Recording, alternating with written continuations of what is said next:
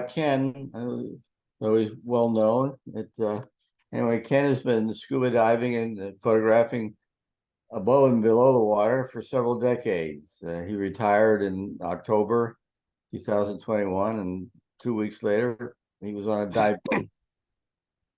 He's traveled so much, both in and out of the U.S., that since his retirement, that his nephew says he's going to get him a "Where's Waldo" shirt. Since retirement, he's been to Belize, Cozumel, the Sea of Cortez, Honduras, Dominica, the Philippines, St. Croix, as well as a half a dozen states. So take it away, Ken. Okay, thanks for showing up. I got several of my dive buddies here. I think my nephew and my sister might be on, but they might be Zoom user, so I don't see their name. I don't have a camera on my computer, so I'm using the picture of the Carabao. Okay, let me start the screen share. Okay, you can see it now? Yeah, yep. Okay. This is a little different than my usual presentations. Rather than just clicking on it and it plays, this time you get a narration. Okay, first of all, where is the Philippines? It's in Asia, near Vietnam, China, etc. And this is the Philippines. The red dots are the places I've been. There are over 7,000 islands. I've only been to 7 so far. Short history. It was discovered by Magellan in 1521, much to the surprise of people who already lived there. They didn't know that they were lost. It was taken over by the U.S. after the Spanish-American War in 1898. It was a Philippine-American War, 1899 to 1902. Filipino revolutionaries were resisting the United States. It was invaded by Japan December 8th, 1941. General MacArthur returned October 20th, 1944. Corregidor was invaded February 16th, 1945, with a drop by the 503rd Parachute Infantry Regiment. You'll hear more about that later. There were pockets of resistance until the Japanese surrender on August 15th, 1945, and full independence was granted by the U.S. July 4th, 1946. Okay, 2 official languages are English and Tagalog. Oops. Luckily I have notes. There are 130 to 195 languages, depending on what you say is the language. And I just found out the other day, the Philippines is the only former Spanish colony that does not speak Spanish. Because there was so few Spanish friars there and so many languages, they decided they're better off learning Tagalog and Cebuano instead of trying to teach everybody Spanish. And most people know the local language and English as well as Tagalog. If the local language isn't Tagalog, it's in movies and TV. And they start learning English in nursery school, and there's a lot of almost Spanish and almost English in the language. The money is a Philippine peso, usually around 54 pesos to the dollar. And if you try to pay somebody with $1,000 bill, which is about 18 bucks, and they say they don't have change, they don't have change. That's a big bill. That's like almost like trying to pay with $100 bill here. The equipment I use, 2 Olympus EM5 Mark IIs, a 9 to 18, 14 to 42. There'll be more pictures later. 60 millimeter macro, 75 to 300, Olympus TG6, DJI Osmo Pocket 2 video camera, which work very well, and my Google Pixel 3 XL phone, which takes great pictures. Okay, the people. If they see you taking a picture, they'll usually wave or give you the V sign. You know, they don't mind. They're very friendly. This was in Intramuros, the old wall city. I happened to be there on the last day this was 2015. The last day you can register to run for some office. And this was like a whole parade for some guy, probably named Harry, going to register. And they saw me, they're waving and they cheering. Even a guy who's going by in a garbage pail waved at me and giving me the V sign. And how do you get around once you're there? My last trip, I was there for 4 months. Jeepneys. People have probably seen pictures of these. After World War II, there were a lot of surplus Jeeps. And What they did was they stretched them out. They put a couple of bench seats in. And they worked so well. Later, they started making jeepneys from scratch, and they're all very, very painted, very colorful. And there are some private ones, and it works like a regular bus. They have a route, and you get on and off. This is in the Malata area of Manila, and that's where you get on. You get on in the back, and you just climb in, and that's inside. It can be a little crowded, especially since they're not made for large Americans. And you pass your money up to the front to the driver. You see him there with his hand out, and they just pass the change back to you.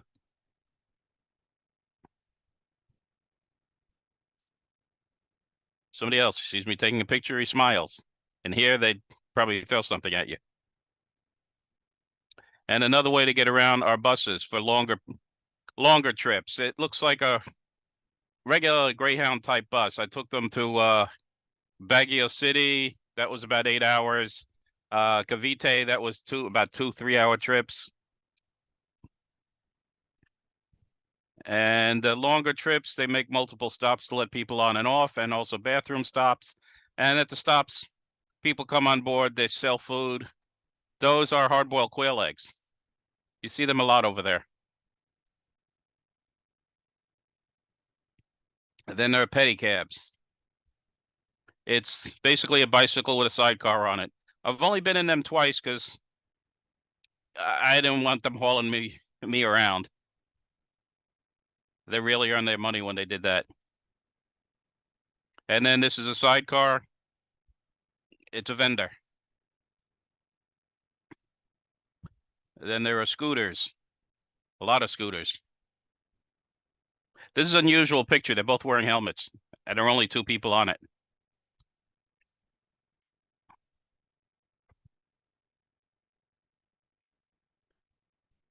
Yeah, this is on the boulevard in Dumaguete. This is more like what you'd see, multiple people on it.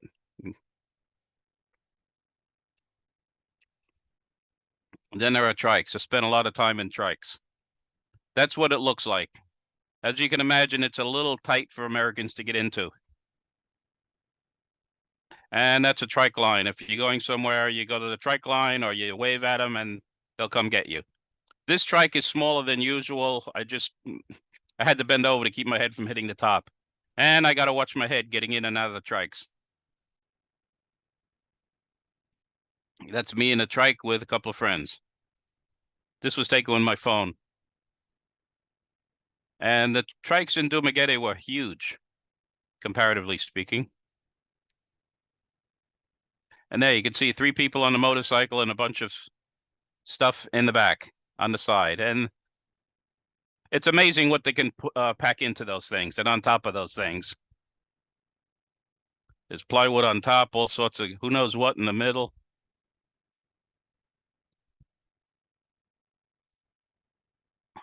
And there are all sorts of different types.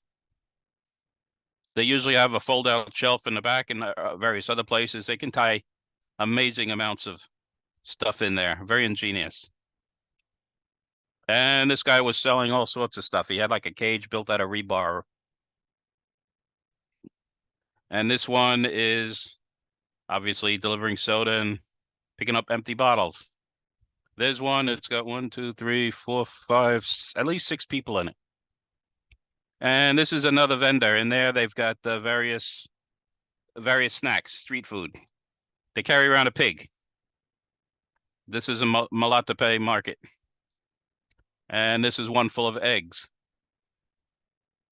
This is at the Castillejos market.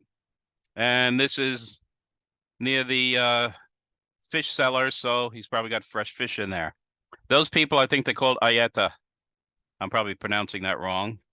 And this one is set up to carry glass. Looks a lot like the glass trucks we have around here. This was on the highway to Manila. Just carrying, I don't know what that is in the front, but a satellite dish, bunch of pallets.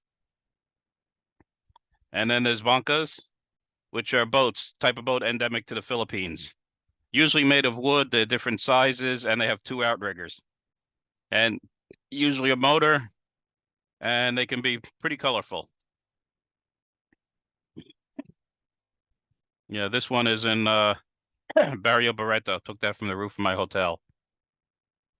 And that's Subic Bay in the background.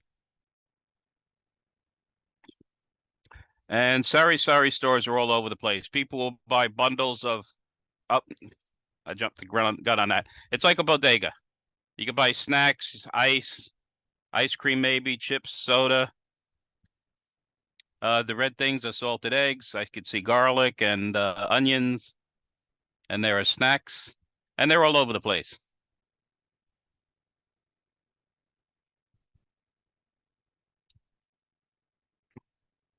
And sometimes you see cats hanging out. Pusa. And they sell cigarettes by the cigarette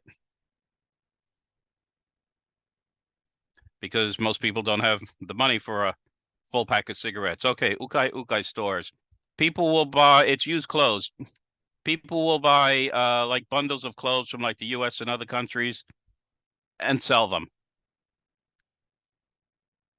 And some are big, some are small, and they might cost them 20 pay, you know, $1 or $2 or more if it's new. And these are all over the place also. Some of the fancy, this is one of the fancier ones. I was going for colors. Okay, and markets. This is one along the street. This might have been in Darwin, and little envelopes full of seasonings.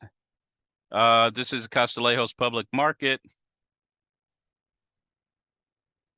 Nice to see, nice to hold, but once broken, considered sold.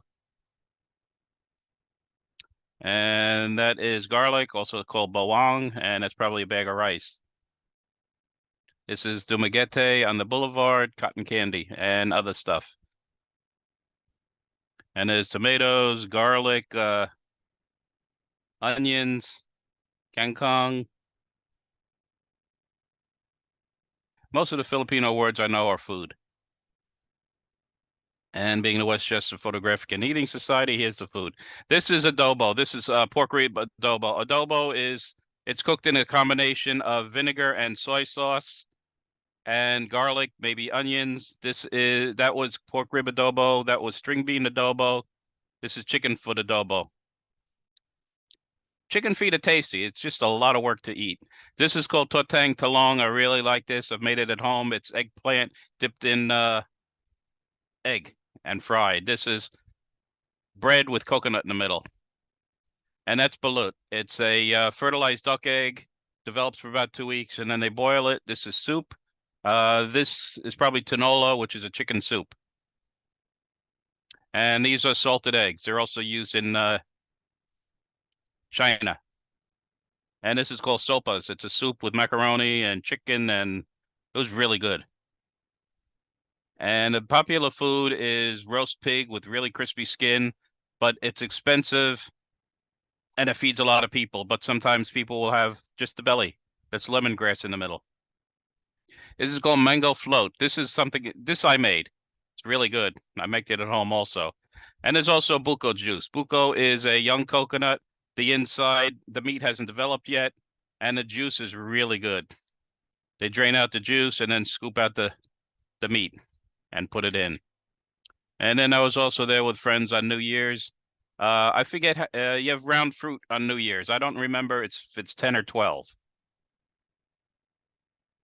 And, you know, there weren't enough people for a whole pig, so they had just the pig head. This is biko. It's made with glutinous rice and brown sugar. This is some of the best biko I've ever had.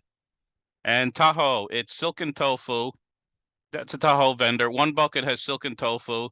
The other bucket has cups, sago pearls, and like a caramel sauce. And they put them all together. And it's really good. That cost me about 40 cents.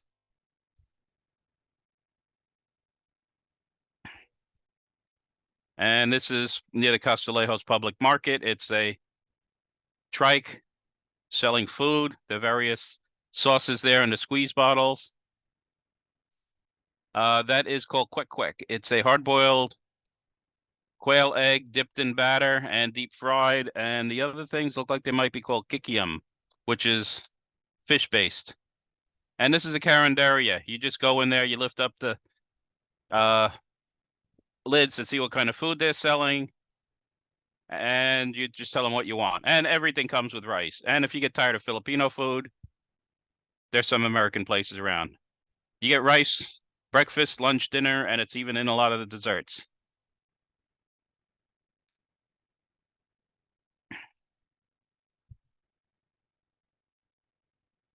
Plus, I've seen Denny's. Okay, this is bougainvillea, or as they say in the Filipino language, bougainvillea.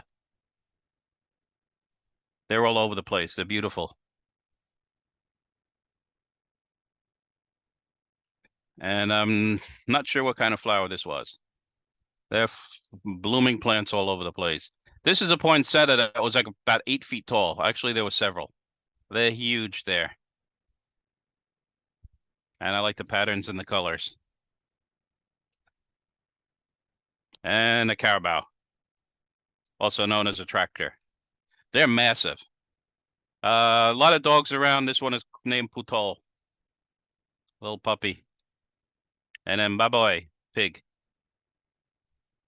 While staying in Castillejos, neighbor was raising pigs. And you see pigs walking down the street on a leash. And more carabao. This was probably about 7:30 in the morning.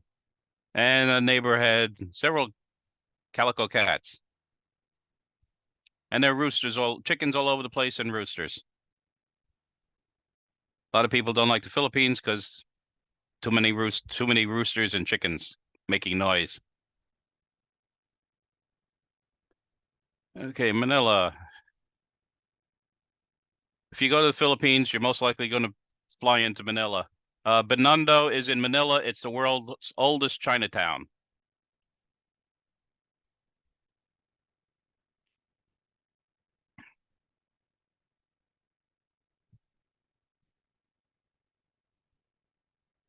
Okay, Intramuros. It's an old walled city. The Spanish built dates back to the 1500s.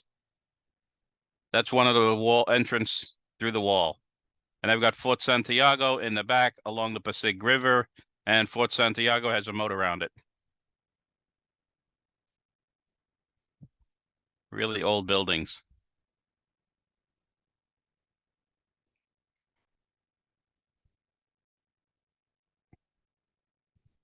Manila Ocean Park is a big aquarium. It was really good, except didn't have enough signs saying, because I go to a zoo and aquarium, I want to know what I'm looking at. This is the main entrance, right when you go inside. That's some sort of a gar.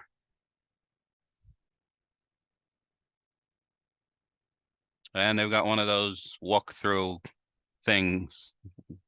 I forget what they're called.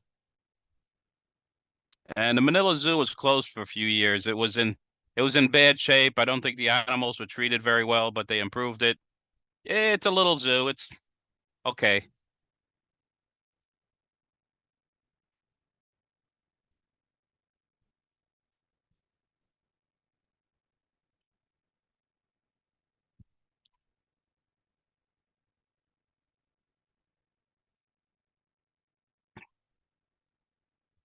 Okay, other places in Manila. This is a church on Mabini Street near where I stayed multiple times. And actually, I entered this in the competition a few years ago. That's that's Manila Bay. Kid blowing bubbles, girls posing for their selfies. This is outside the Manila Hotel. I like the dog looking at me with his ear down. And this is a carinderia. You can see the food in the back and the snacks and everything, and the people are just eating. This is the fire department. It's outside. This is one of the apartments I rented. That's Manila Bay in the back.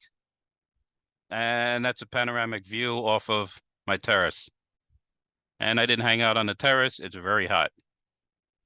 And I like the way the moon lined up with probably stars. Corregidor Island. Japanese took it over. Uh, right here is the top of it. It's very high. You might have heard of Malinta Tunnel that goes through the middle there, and this is flat. And in February 1945, 503rd Parachute Infantry Regiment dropped on here on Corregidor. There were two drop zones, a parade ground and a 9-hole golf course. They were so small, and the island is so small, they had to drop them so low that the parachutes just barely had time to open. If they dropped them higher, a lot of the men would have missed it. And they had to make two passes because it wasn't enough time to get everybody out at once. He was just yawning. That's a Philippine macaque.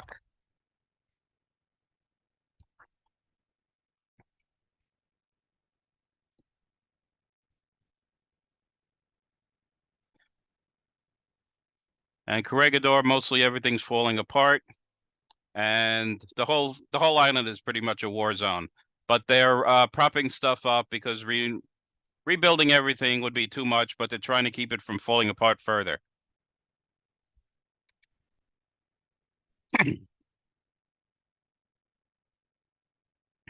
This is called Mile Long Barracks. It's not really a mile long, but it had 3 floors and it was about a third of a mile long. And that's MacArthur at Lorca Docks, where he left to go to the he left for Mindanao, and then from there he went to Australia. And it's not a can of beer in his hand, that's his corncob pipe. And Malinta Tunnel.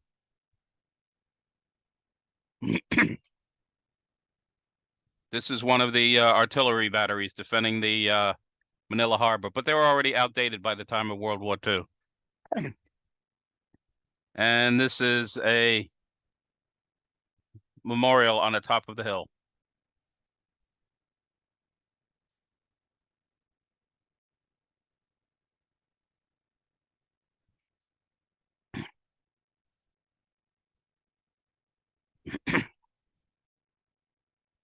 Okay, this is one of the groups. They've got pictures of the airborne paratroopers that dropped on Corregidor in the museum. And there are 2 group pictures for New York. If you look down on the right, it says PFC Salstrom. That's my uncle. Nobody knew he had been here until like several years later because they just didn't talk about it. The family knew he was airborne, but that was it. And this is a monument overlooking the parade ground, which was one of the drop zones, and Mile Long Barracks in the back. And that is my uncle's 503rd PIR Regiment patch and his jump wings on the memorial.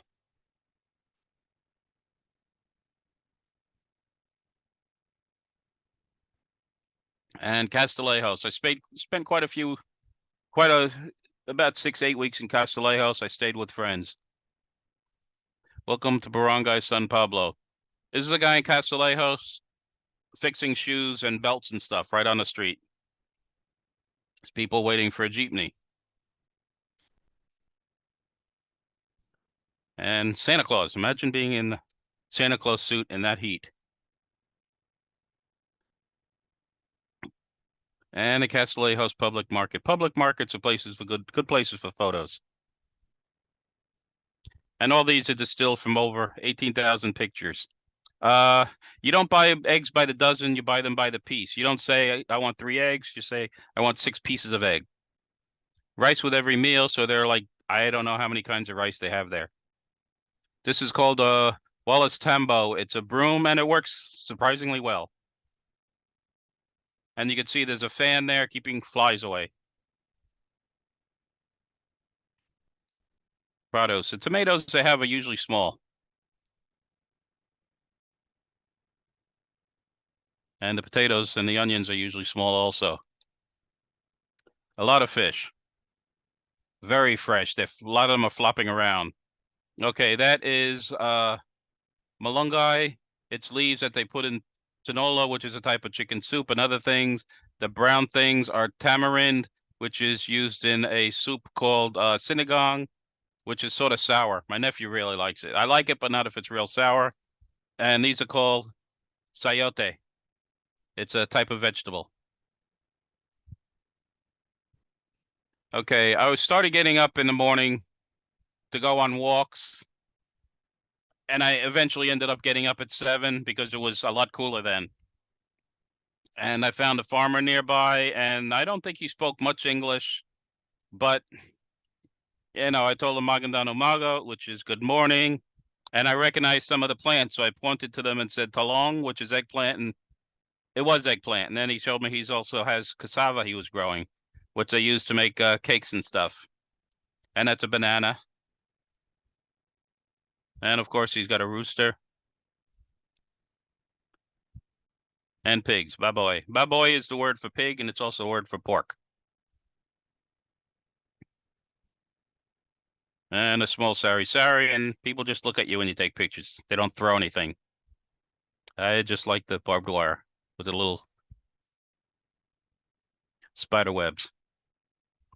And cardboard's a good way to make that hammock more comfortable, I guess. A lot of kids playing around.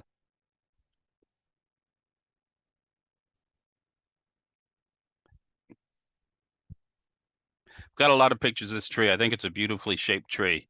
And there's banana. I usually got up for about 7 and walked for about an hour.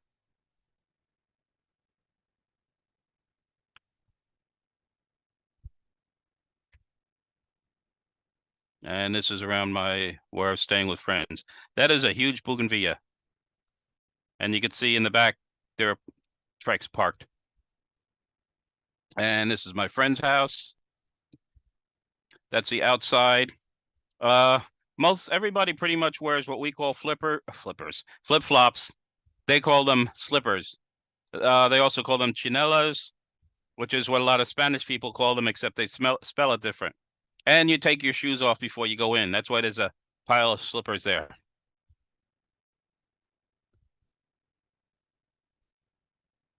And that's the sink. And they do laundry by hand. They do have running water in this place. It's not hot though. This is the bathroom, what they call the CR. No, to flush it, you pour a bucket of water in there, and notice there's no toilet seat. And the bucket is a shower. The dipper is called a tabot. You take a shower with the tabot and the bucket and cold water. It's not as bad as it sounds. I got used to it quickly. And this is the back of the place. You can see more shoes outside. And for the people in there who don't have running water, they've got a pump there. Kid eating spaghetti. They like their spaghetti sweet. It's grilled fish. Fish is ista. Anyhow, not ista. And 3 kids looking out the back door. That's Safira and Ging and Earl. And there's no garbage pickup, so they have to burn it. And that's Prince, little kid next door. And chicken tracks, because there are chickens all over the place. And that's my friend Safira. She's 5. She was nervous to be up there and excited to be up there. And one of my trips, I spent a week in Anilao, a resort called Buceo Anilao. Buceo is Filipino for scuba. And it's up on a hillside. And I like what they did with the fire extinguisher. And Palawan, it was an island. I was there for a few days.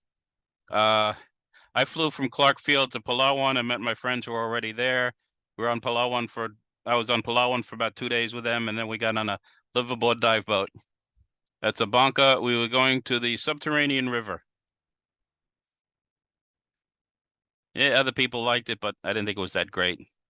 And there we are in the boat, about to go into the subterranean river. Porto Galera is on the island of Mindoro. That's where we were diving.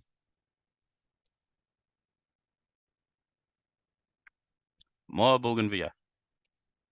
It's all over the place, almost like a weed. And that is called White Beach, even though it's gray. And you see a bunker over on the right. There's the bunker.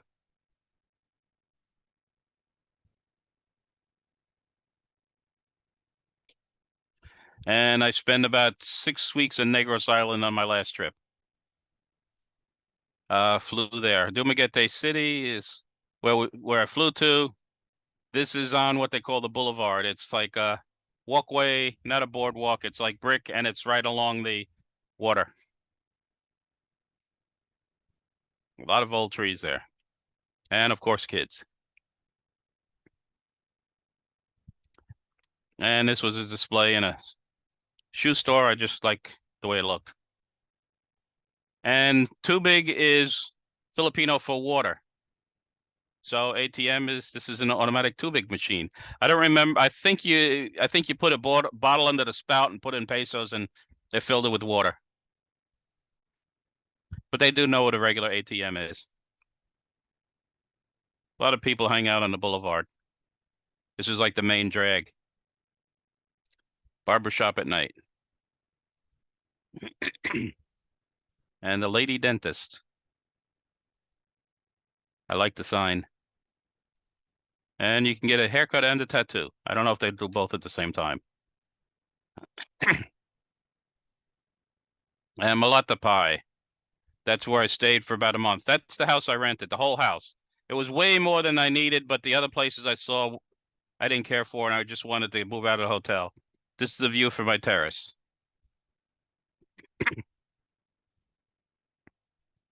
And between the house and the water was what's called a Dream Beach Cafe, owned by the owner and his wife, the owner of my house and his wife. And that is Apo Island in the back. I'll be going to Apo later. And these are bancas.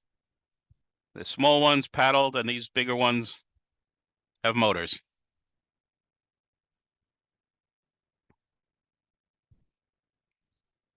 Some of the diving I did was around here. And this is looking from the Dream Beach Cafe. And the boats here go to and from Apo Island.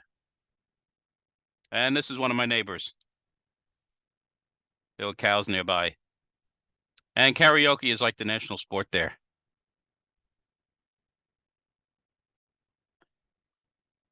More kids. And I thought this worked better as a black and white. And I think this dog was in a previous picture, different picture, same dog. And every Wednesday, there was a big public market near the house. Piña, Pakwan.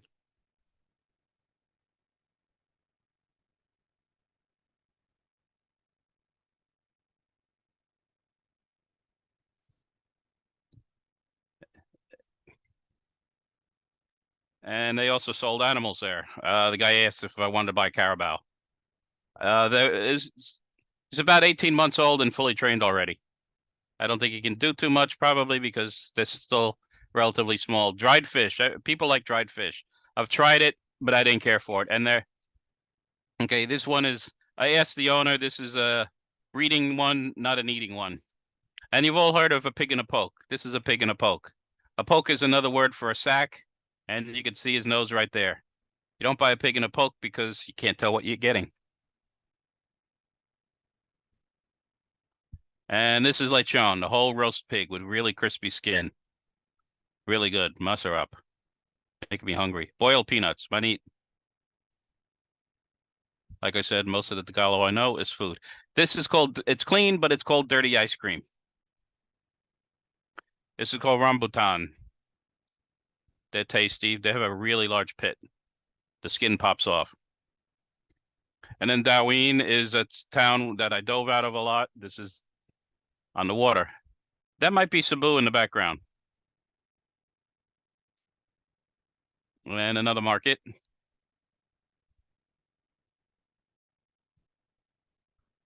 People crossing the street, they just see you taking pictures. They don't mind. That's my dive guide, Marvin, driving his scooter.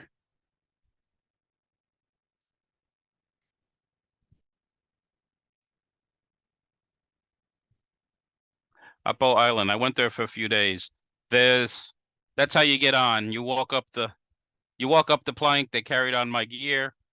I left most of my stuff at the house, and they also carry cargo. And that's where you land at Uppo Island, and you get off and walk through the water. It's difficult getting in and out on Uppo Island because it's so rocky, and it's rocks that are a lot of holes in it and hard to walk on. And I stayed at a place called Mario's. The island is very tiny. Not a lot of people live there. And the only power is between 6 p.m. and 10 p.m. So you better get your batteries charged then. And at Mario's where I stayed, during the day, they had solar panels, and that charges up batteries. So once the power goes off at 10, you can run fans off the batteries.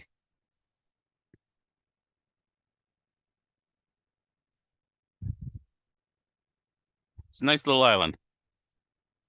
And there's the room. And that's the CR, the bathroom. This one, you can either take a cold shower or a cold bucket. I used the bucket. I thought it was easier. And of course, roosters. And little girl, her mother was selling souvenirs. And they do the laundry by hand, and then they just hang it out in the sun to dry. And it's tough doing laundry by hand right now because it's the rainy season. And basketball hoops all over the place.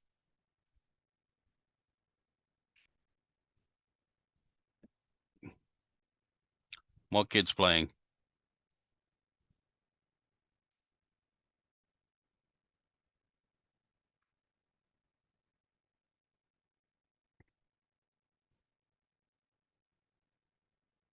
Still on Apple Island.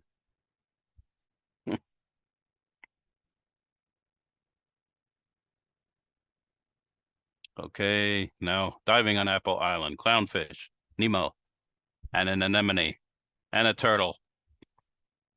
If you've seen Finding Nemo, the turtle was sort of like a California surfer dude type. If you've seen turtles underwater, that's what they are. They're like slow and laid back.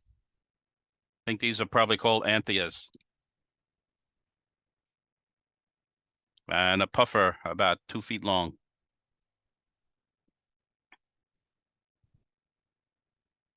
And that is called a scorpion fish. The eye is right there. The mouth is there. There's a fin here, and he's right there. They blend in really well.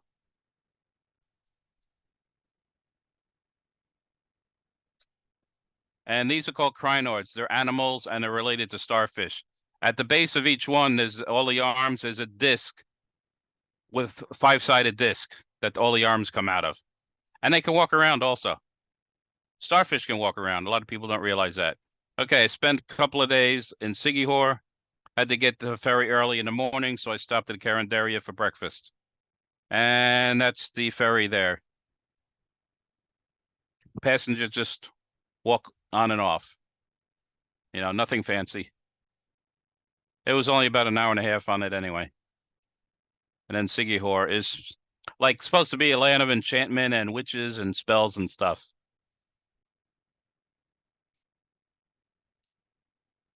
And the old bolete tree. I didn't put a picture of the tree in here because I didn't want to make this too long.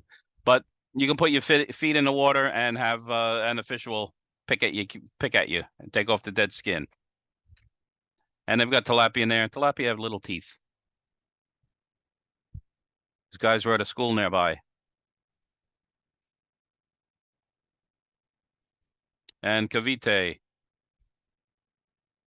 It's a couple of maybe an hour and a half from Manila. These are friends hanging out outside. It's sort of a community thing. you know, you got your snacks there and everybody eats whatever they want. And they've got cups for the beer and it's probably not cold. So they've got a big chunk of ice. They whack off a piece, put it in the cup, pour beer in the cup, and you drink it. And then you pass it to the next person. They put more ice in if necessary. And, you know, they just keep passing it around.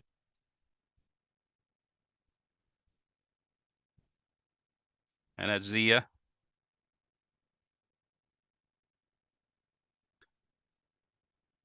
I noticed these little girls were like following me around, and I asked, and I was the first foreigner they'd ever seen. I love this picture.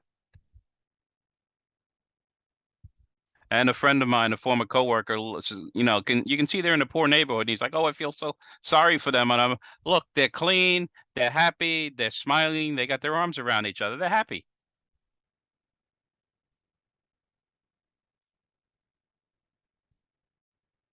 They probably hardly, very rarely see any foreigners.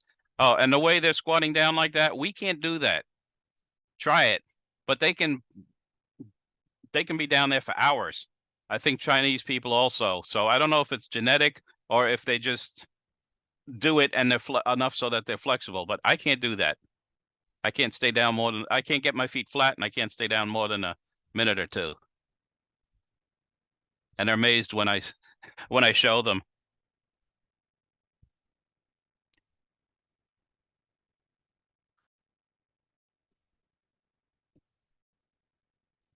It's a grandmother combing her daughter's hair, granddaughter's hair. And there she is again. It was drizzling a bit. Okay, these bags are 25 kilograms of rice. It's over 50 pounds. And there was a truckload of them. He'd pile 5 bags onto this guy, and he was almost running to drop it off. He's carrying 275 pounds of rice on his head right now. More kids.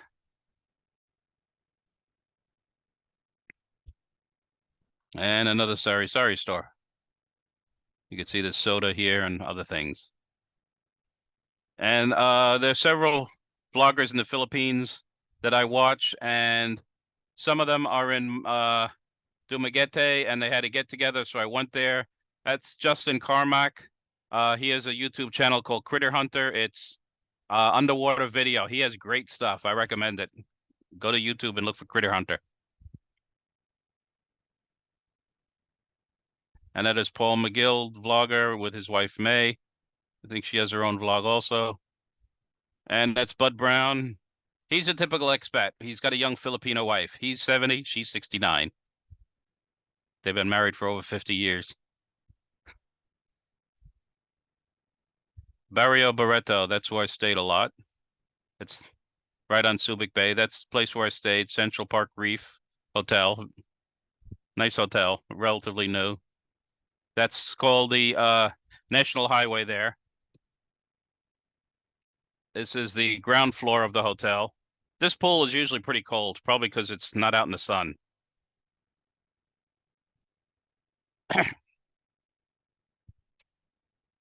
And this is from the top deck. Beautiful country. And this is just wandering around Barrio Barreto, Notapusa, cat.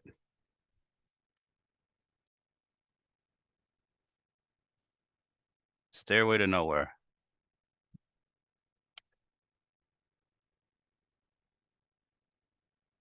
And I was diving in Subic Bay. If you're going to Philippines to go diving, I wouldn't recommend Subic Bay. It's a lot like diving around here. It's murky and it's wrecks, but all I need is a bathing suit and a t-shirt. The neat thing about this dive shop called Johan's, they've got models of the wrecks you can dive on, so you can see what it actually looked like when it was new and get some sort of orientation on it for when you're in the water. And they carry the tanks into the boat for you and your gear. And that's my gear on the right, the one that says KS in yellow. And I took this from the water level. And a puffer. You can see everything's green, not real bright. and a lot of particulate matter in the water. This is looking through a porthole into a wreck. And you can see they're all overgrown. That is the dive master who was with us.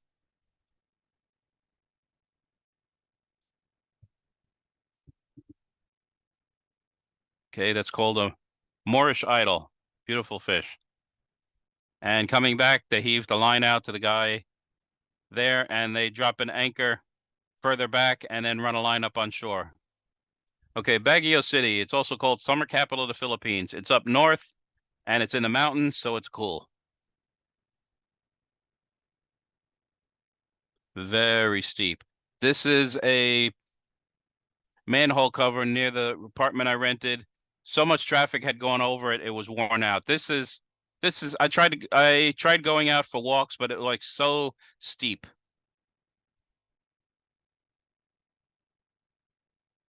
And people drying their laundry again. And I didn't just take shots of steep stuff. That's the way Baguio is all over the place. And another cat. And more poinsettias. These are little tiny ones compared to the others. I just noticed I could see my reflection in the mirror. This is a restaurant I've been to before on a previous trip. Good Taste restaurant. Very big. It's huge. Very popular. And they've got robots to deliver the food to your table. And there's a botanical garden there. It's all up and down, of course. This is looking up towards the entrance. In this case, it would be the exit because it's looking out.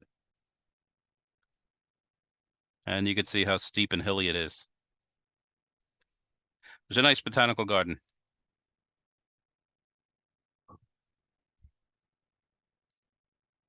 And I like the patterns and the brown up against the green.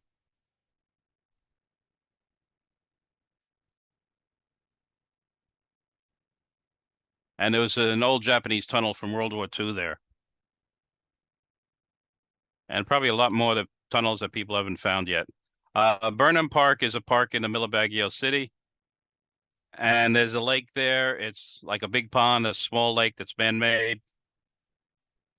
That's it. And there are like boats there you can rent and row around. That's green mango. They have it with what's called bagaong, which is like a shrimp paste. And that's ice cream. It's purple, so she's probably having ube ice cream. Ube is like a purple yam. That's an ice cream sandwich. It's a real sandwich. They put ice cream in a piece of bread. It's good. Fresh buko juice. That's really good.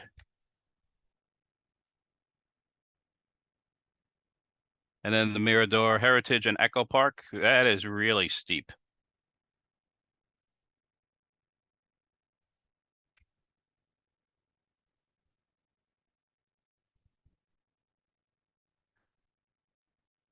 Wasn't really a nice sky this day, but it's in the Philippines. It's really hot, but you still get mist because it's up in the mountains.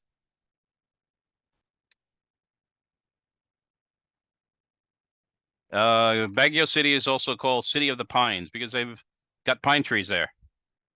I don't think they'll grow anywhere else in the Philippines. And there's a night market every night from like 9 to 1 a.m. You can buy pretty much everything there. Food. They got the red hot dogs. They got pork barbecue, chicken barbecue, clothes. See, 100 pesos. That's about $2.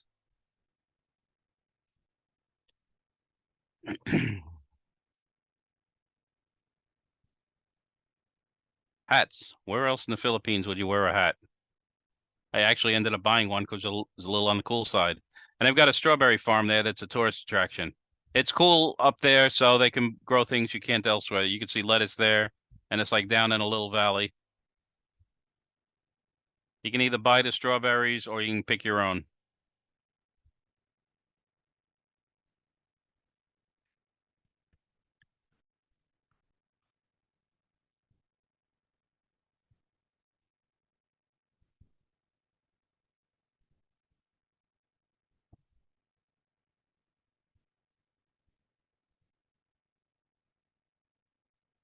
And they grow lettuce. And that is green mango again. Got a whole line of stalls there, all selling the same thing. And strawberry ice cream. I forget what the ice cream on the left is.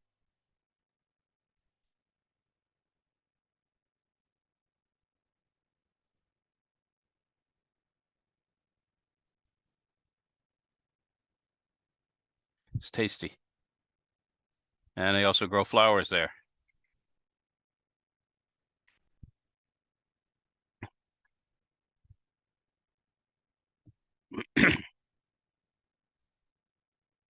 And more Wallace Ting Ting. No, Wallace Tambo. The brooms. Okay, now the diving.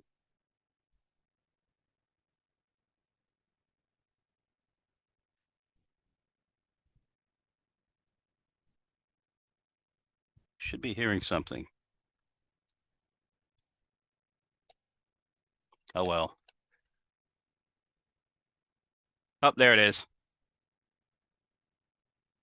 That's me breathing. Anemone fish, clownfish. They're slightly different clownfishes. Yeah, that one's slightly different.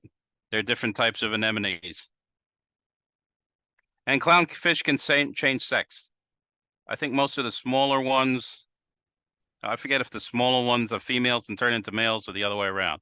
There are two butterfly fish swimming around the coral.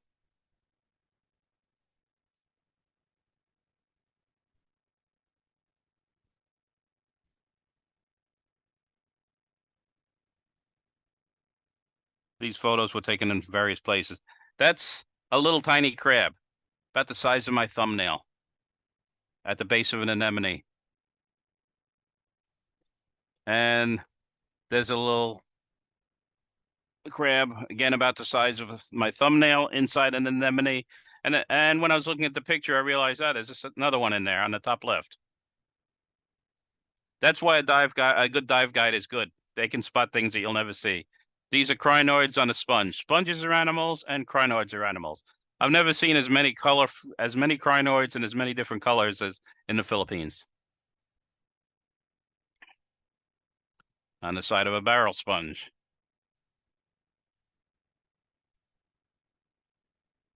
That wouldn't just be sitting on the sand. It's probably something hard underneath them. This is called a devil scorpion fish. I think he's about 3-4 inches long. Moray eel. They just look dangerous. I wouldn't play with them though. And a ribbon eel. He's small. Ribbon eel because they're flat. And a little snowflake eel. And a snake eel. The snake eels stay buried in the sand and just stick their head out. And that's a little goby or blenny. I'm not sure what kind. That's a little tiny fish. I took this with my fisheye lens. And a little damselfish, about 2 inches long. These fish might be about an inch long. Barracuda. I thought it looked better as black and white. When I shoot underwater, that's a little tiny filefish. He's about an inch long. I use a flash and I also use a video light. I use video light for fill. That's a cowfish. You can see it's got horns on it just like a cow. That's a little tiny one also. And that's a leaf fish. They look like leaves. Lots of times the dive guide will be pointing something to me and I'll be sitting there. It's like, I don't see anything. And finally it moves a little tiny bit and I see it. I don't know how they ever find the things. That's a flying gurnard. Big pectoral fins. And these are catfish. They're fascinating to watch. And that's a little tiny filefish.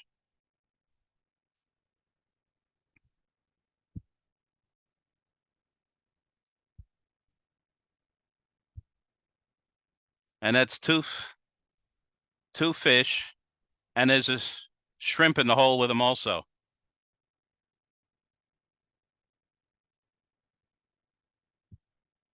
And that is what's called a flamboyant cuttlefish. The eye is there. You can see the tentacles there, and the body is around here. The dive guide found it for me. Then later, once they start moving around, they show their colors.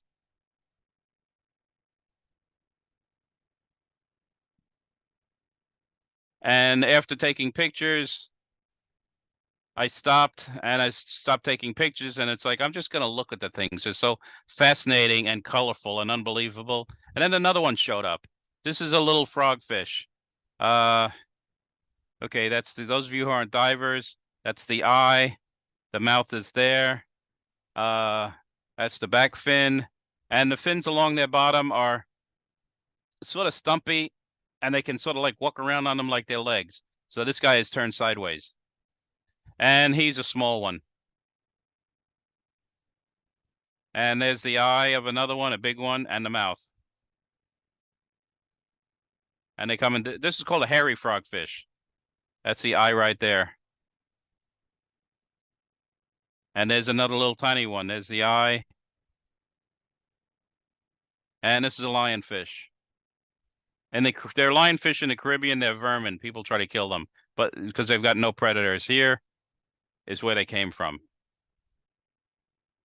Beautiful fish. These are nudibranchs. It's like also called sea slugs. It's like a snail without a shell. And those little feathery things are its gills. Nudibranch means naked gills. A lot of nudibranchs there, and they're really colorful. Those are the gills right there. And an octopus.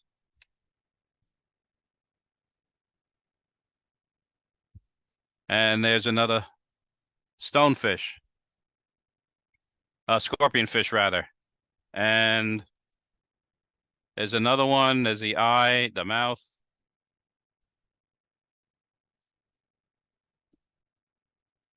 And there's a close-up of the scorpionfish.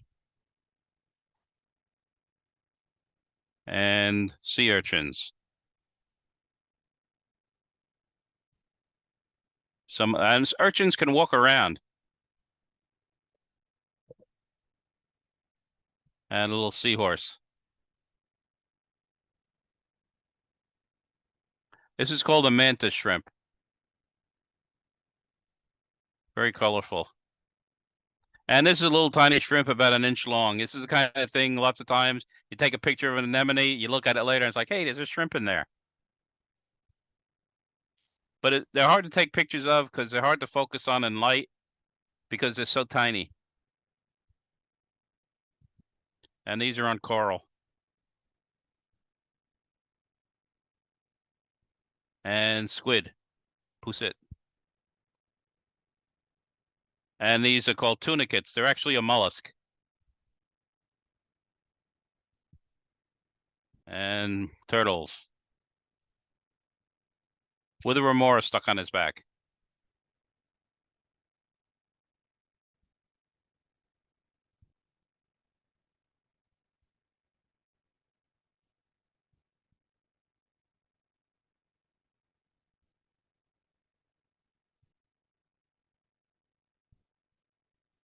Okay, that's the end of the pictures. However, I've got a very short video because stills do not do justice to the flamboyant cuttlefish.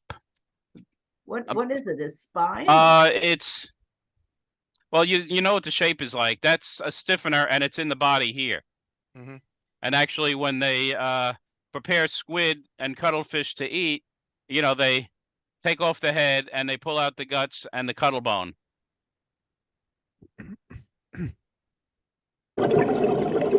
Okay, here we go. Right about now, I think you can see him hunting. There.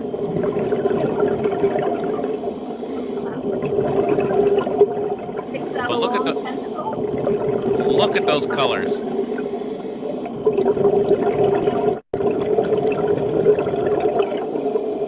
And the big one is maybe 2 inches long.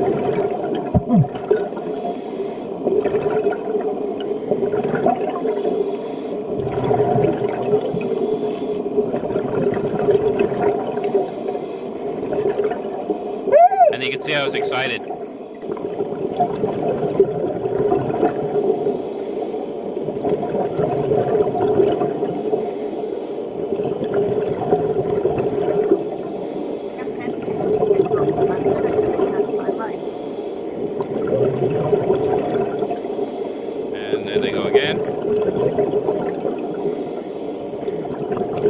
have to find a cuttlefish researcher and ask them, is that actually what they're doing? But I looked it up online and I didn't find video, but by the descriptions I found, it sounds like that's what it was. Yeah, I think so. That's amazing. Yeah. You know, I really like it there. The people are friendly. The country is beautiful. How's the cost of living there? Like for renting, you're there for 4 months and lodging. I can't really say because I was staying with friends for a while. I rented a house. I stayed in hotels. So, you know, some of the hotels were more expensive. One of the hotels was a lot more expensive. So, you know, my costs were all over the place. Plus, since I was staying in rented apartments, I could cook myself. I didn't have to go out to eat all the time. Kenny, What was the heat like, Kenny? Was it like very humid or 90 degrees or what? It wasn't that hot at the time. It was hot, but not that bad. When I was staying in Castillejos with friends, I started going out for walks at about 10 or 11 o'clock, but I'm like, oh, I can't do this. And I ended up eventually getting up at 7 and going for a walk for about an hour around 7 in the morning. And a lot of people are already up and out. And Is it people, when you humid? Is try, that what the problem is? what was that? Is it humid? Is that what the problem is? It's hot and it wasn't too humid. Right now it's the rainy season. There's a typhoon going on in a lot of Philippines right now. Kenny, that was a wonderful, both the people and the fish, but what's your relationship with the Philippines and how did you wind up with so many friends there? Well, my sister's late husband was from the Philippines. Linda and Michael, are you on? There was something that said Zoom. Oh, there he is. That's my nephew, Michael Regatta, with the beard and the glasses. Wave. That's my nephew. So, and my late brother-in-law, you know, would tell me, oh, you should go to the Philippines. There's a lot of good diving, but it takes a long time to get there. And also a lot of people say, oh, it's good diving, but if you're not a diver, you don't know. I've got a friend who has a timeshare in Cancun, and she's like, you know, oh, there's good diving there. You can go down there with your dive club, but you don't go to Cancun to go diving. It is lousy diving there. And I wish I'd gone with him, but in 2015 was the 40th anniversary of my scuba club, and so we decided to do a big trip, and we're going to be in the Philippines for about a week and a half. They're going to be touring in Manila for a few days, and then spend a week in Puerto Galera diving. And since my late brother-in-law is in the Philippines, my father was there in World War II, my uncle parachuted into World War II. It's like, okay, there's a lot to see there. Also, I'm interested in World War II Pacific history.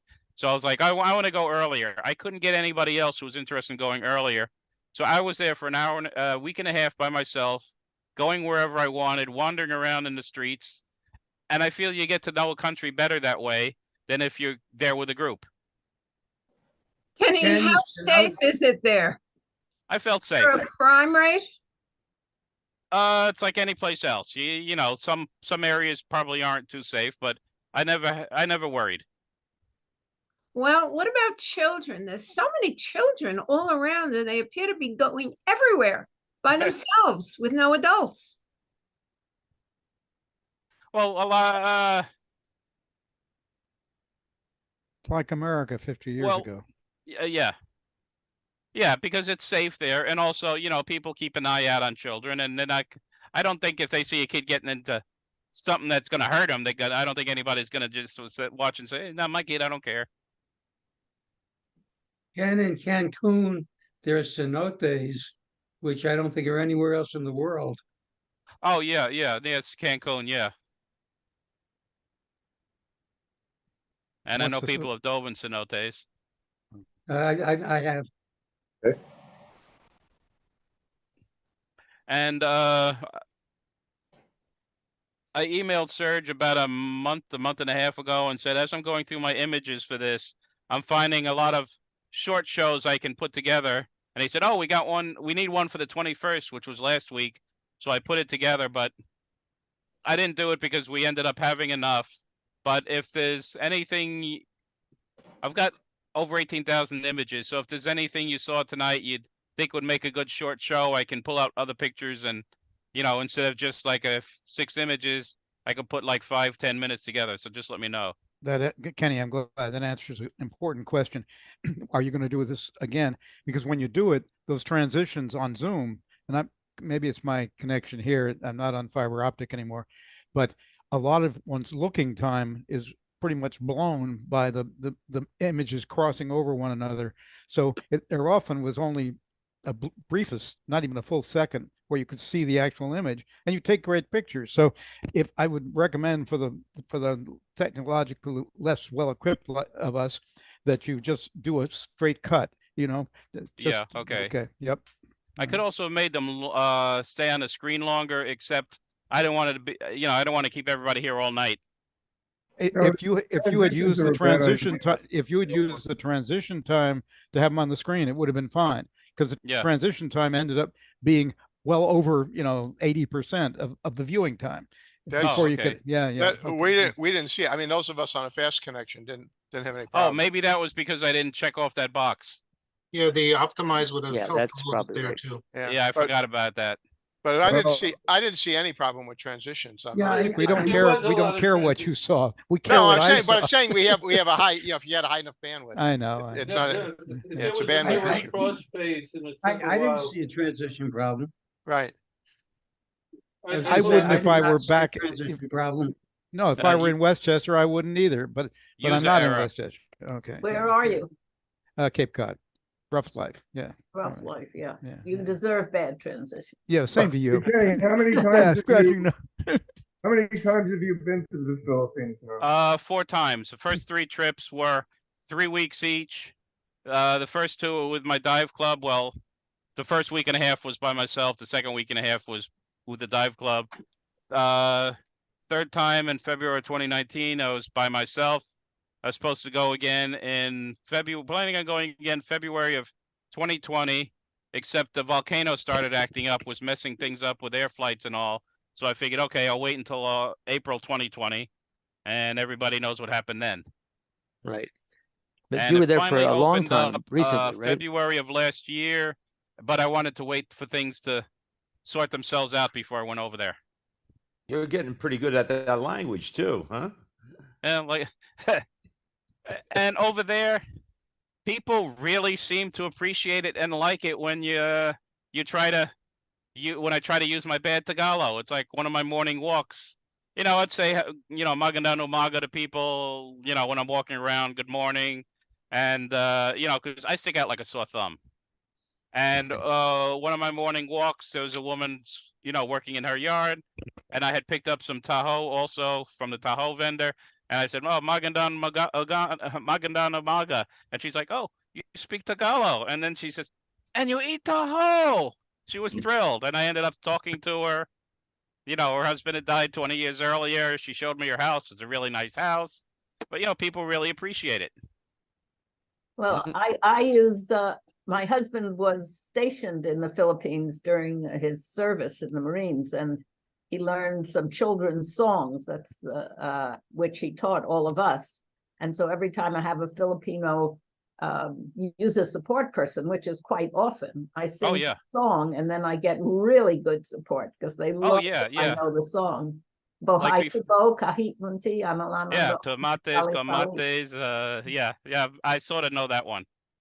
Like I was calling up for my third trip. I was trying to buy bus tickets up to Baguio City, and I was having a problem with my Amex, so I called up Amex, and it turned out the guy was in the Philippines. It's like, oh, magandang umaga, or whatever the appropriate time of the day was with him, and they like it. They love it. They love that I He sing said the he didn't song. see it go through Amex. And to make a long story short, I used Visa. That worked okay. But he's like, well, you can always go to the the bus terminal and buy them right there. And, oh, well, I'd like to get things ahead of time. Yeah, no. And I said, can I ask where you are? And he says, oh, Cebu. And I said, Cebu City? And he said, yeah. IT Park? Yeah, but I can't tell you where. I've never been to Cebu, but I know Cebu City is the main city there, and there's an area called IT Park with a lot of I forget what they call them. You know, a lot of call centers there. I thought the language was Tagalog. It isn't Tagalog. It's Tagalog, you say? I might be mispronouncing it wrong. Well, I might be too. Yeah.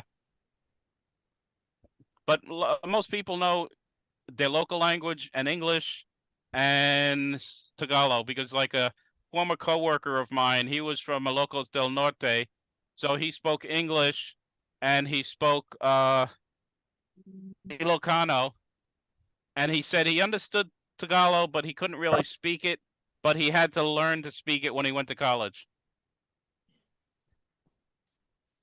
Linda, Yes. it is Tagalog. Tagalog. My father was half Filipino, so some of my family is from the Philippines. So it ends with an O sound, not a G sound. it's Oh, my Okay. husband always said Tagalog. But that's T-A-G Lagog. oh, so it ends with a G, but you Tagalog. don't, it's a silent G. It ends with a G. Yeah, it ends with a G. I'm not sure if it's pronounced or not, but I've always heard Tagalog. Yeah, It's- it might be one of those it's not- things where maybe they're pronouncing a G, but we're not quite catching it. Yeah. Okay, Because there's sorry, one word, can't remember the word now. What? Geez, I'm forgetting. I finally was able to say it right. Ingat, which is like take care. What you say when you're going, somebody's leaving. Ingat. I kept spelled INGAT. I finally got that pronunciation right because it's a little subtle the way you pronounce the middle of it. So they Kenny, might be do they saying have, Tagalog, but there's not a big emphasis on the G. Kenny, do they have school buildings? Do the kids go to school? Oh yeah. You didn't take any pictures of school buildings, did you? No. Actually, I might have a few, but I didn't put them in here. Because when the time I was in, let's see, I was around schools when I was staying in Castillejos, but most of the time school wasn't in session then. And actually school is in session now, but it starts in another couple of weeks. And the education system is similar to us. They've got nursery school and then what they call kinder, and then they have 1st through 12th. That's probably not a great idea to take pictures of children at schools. Over there would be fine. Mm. Over here, people would beat you. Over there, you know, you saw I had a lot of pictures on kids. It's like they wave at me. Their parents wave at me. And lots of times I was in areas where there are very few foreigners. I've seen kids pull on their mother's arm and point to me. I wonder They're why. like, look, Ma, Cano. We're all Canos, short for Americano, which really annoys the Brits and the Canadians and the Australians. Right. Crime very low there? I don't think it's too bad. Though, you know, like always, there are some areas that's not good. There's an area in Manila called Tondo, which is a slums, but I wouldn't go there. But there are some areas I was in, like when I was staying in Castillejos. You know, it's not a fancy neighborhood, but I felt comfortable. I knew people there. You know, I met people there. I felt comfortable. So I just looked up the pronunciation of the language and on two different sites. One of them said Tagalog, Tagalog, Tagalog, and the other one said Tagalog, Tagalog, Tagalog. Okay, that second one is definitely wrong. Well, That I know. anyway, the point is that they were different. Yeah. But the G was pronounced in both of them. You listed that 9 to 18 millimeter lens at the beginning of your show. You like that? I just bought it for my trip. Yeah, I like it. And actually, I broke my 14 to 42. I got a great deal at a dive show called Beneath the Sea several years ago. I was in the market for a new underwater camera. I was able to get the EM5 Mark II, the 14 to 42, the zoom gear for it, and the Olympus housing for like $1,200 for everything, brand new. And I also, at the same time, I bought the 60 macro and a 9-18 because they all fit in the housing. But usually I use the 14-42. Except I was in a trike. I had the camera hanging around my neck. I stood up. The lens got caught under the seat, and the lens just ripped off the body. Oh, So after that, I was using my Ow. 9-18 underwater.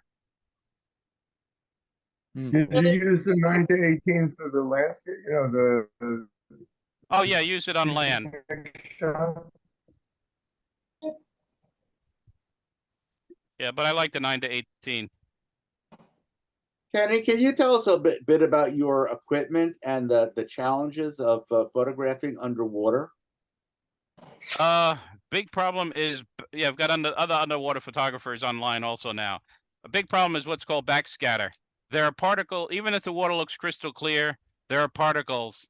And so, the flash, if it's not aimed right, it's going to reflect off those particles and it looks like you're in a snowstorm. So you have to aim the flash right. So to try to minimize the reflection. And also, it's best to get as close as possible because the less water in between, the less particles. And also, well, one big problem we don't have anymore is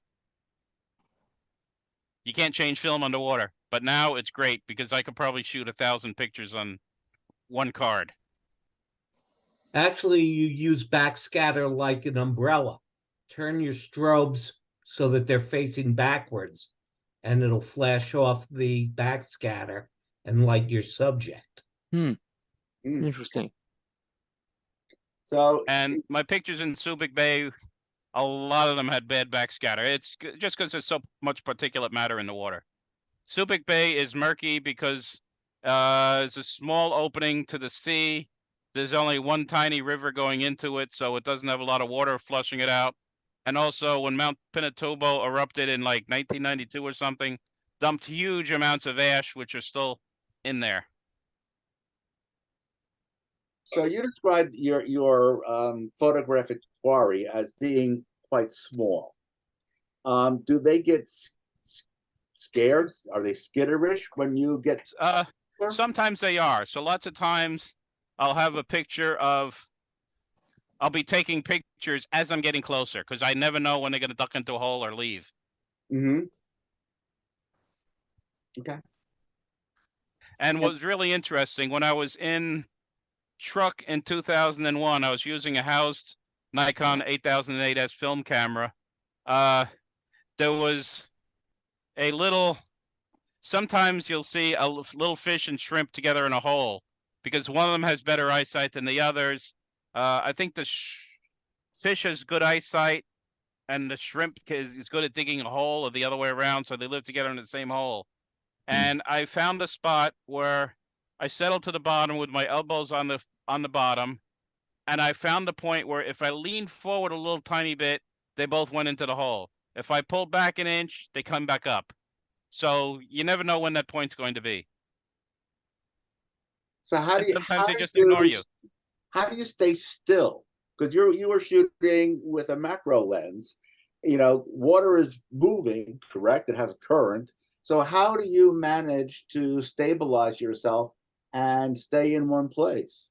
Practice, and you can't always do that. A lot of my video, you can, which I did. I've got a lot more video which I didn't show. I'm bouncing all over the place. Okay. And your camera is in a housing, I take it? Correct. Okay. And actually, when we were still meeting in person, they had shows what's in your bag. I brought it in, the housing and the camera and stuff. I remember that. Mm-hmm. Yeah, I guess it was a really good presentation I did then, huh? So you keep your finger on the focus, continuous focus as you're shooting, so that you get something in focus. Usually I don't use the continuous focus. Hmm. So I'll press the shutter halfway and focus on what I want, and then when I'm ready to take the picture, I shoot the rest of the way. Even with a macro lens. Mm-hmm. It turned out I didn't use the macro lens a whole lot underwater. I should use it more. Very impressive pictures. Cuttlefish Thank you. Fantastic. Well, you showed all sorts of interesting fish and animals, but we didn't see any sharks. You see I didn't sharks? see any either. You didn't? Nope, not on this trip. Probably 2 weeks ate 'em after all. I retired, I was on a liveaboard in Belize in Central America. There were plenty of sharks on that. They kept bumping into us because they were curious. Mhm. A lot of sharks on that dive. So are all these islands occupied? And if they are, some of these kids have to commute by boat to get to school? I don't know. Well, there were like 7,700 islands or something like that. Not all of them are. Some of them are really tiny. They're not all occupied. So I don't know if there's any places where they have to commute to another island for school.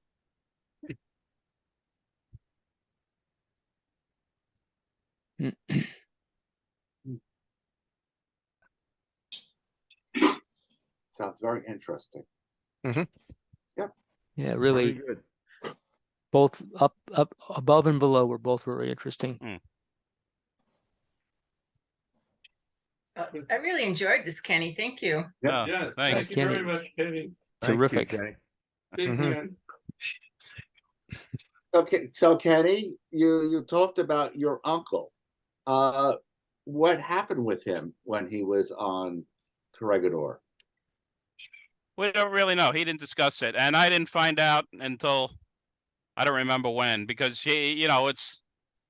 I've heard veterans who have been through things like that. They do not talk about them. All right. And nobody knew he had been there. And also, he was in New Guinea, and he made another couple of drops in like New Guinea and one or two other places. Yeah, But- the World War II guys really didn't talk about their experiences. You're right, Melanie. Until my father-in-law, got pretty old, and then he finally started talking about his experiences. But And like when my wife mother growing was, up, my mother was born in 1926, and back in the 20s, 30s, 40s, they didn't have TV, so they had what's called newsreels before the movies, where they showed, news on the screen. And she went to the movies with somebody who had been on Guadalcanal, and I think he was a Marine, and they had to leave before the movie because they showed newsreels about Guadalcanal, and he started crying. Mm. Oh, Yeah, understandable. yeah. Yep. Yeah, my uncle would never talk about his time. There's an excellent book by William Manchester called Goodbye Darkness. It's really good. And also Eugene Sledge wrote a book called With the Old Breed. Excellent books. But when I was in the museum there and I'm looking around and all sorts of neat stuff, and then I found this little side room full of pictures. And I recognized the pictures because they're in the album. Oh, one thing I forgot to mention was I had in my notes, but I forgot to say it. Filipino food is real fusion food. It's not where somebody decided, oh, I'm going to take French cuisine and mix it with Indian cuisine, and that's a fusion. It's like, because of their location and their history, they've got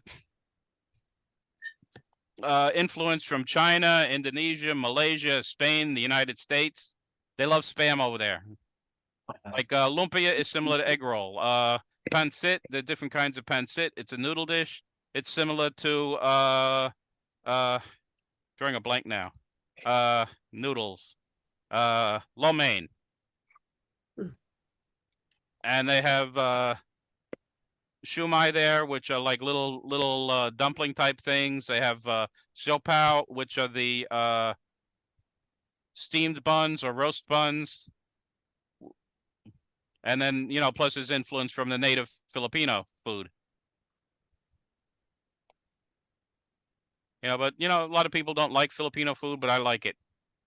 And on my after my second trip, one of my friends said, if I see rice again, I've had enough rice for the rest of my life. And they over there, they think foreigners are rich, and there's a good reason for that. We are. Mm-hmm. So I noticed there's a lot of Filipino nurses in our hospital. Oh yeah. Some people say Philippines main export is nurses. And there's a Mhm. Filipino-American comedian called Joe Coy. He's hysterical. And, you know, he's talking about he wanted to be a comedian, and his Filipino mother was like, no, you're going to be a nurse. I'm a nurse. Your grandmother was a nurse. Your aunt is a nurse. Your sister is a nurse. He's like, what, you think you're funny? He's hysterical. And actually, a Filipino coworker of mine in IT at Mount Sinai, his wife was a nurse. Things were so stressful during COVID, she had to leave nursing. She just couldn't handle it anymore. They're generally considered to be very, very good nurses. Yeah. That's a group. They were also in IT a lot. Oh yeah. They do a lot of user support on the phone. Yeah. Often. Oh, because they're raised learning English. Some people learn English, but they never really speak it. So they don't speak it that well, or they might understand it better than they can speak it. Are cell phones prevalent? Oh yeah, there they're all like over they the place because they're a lot more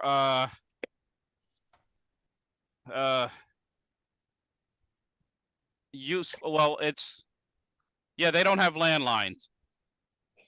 So everybody has a cell phone, and I think Facebook Messenger, I think Facebook is free. So, you know, you can make phone calls on Facebook Messenger. You can make video calls. What And about rather than internet? buying a plan here, usually the way it works is you do what's called buy load. You go and for like maybe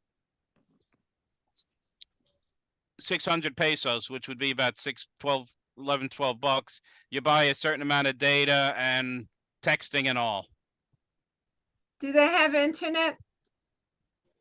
Yeah, but not always. Like when I was staying in Castillejos, there was no Wi-Fi. The only internet I can get was through my cell phone. And that was a little flaky, and also it sucked up my data like crazy. But hotels I stayed in and the houses I rented, they had internet.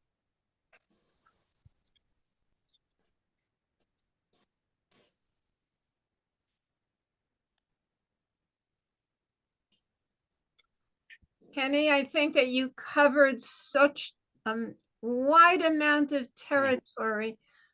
I think we've run out of questions. Very good. Yeah, Yeah, excellent. terrific excellent. presentation, Kenny.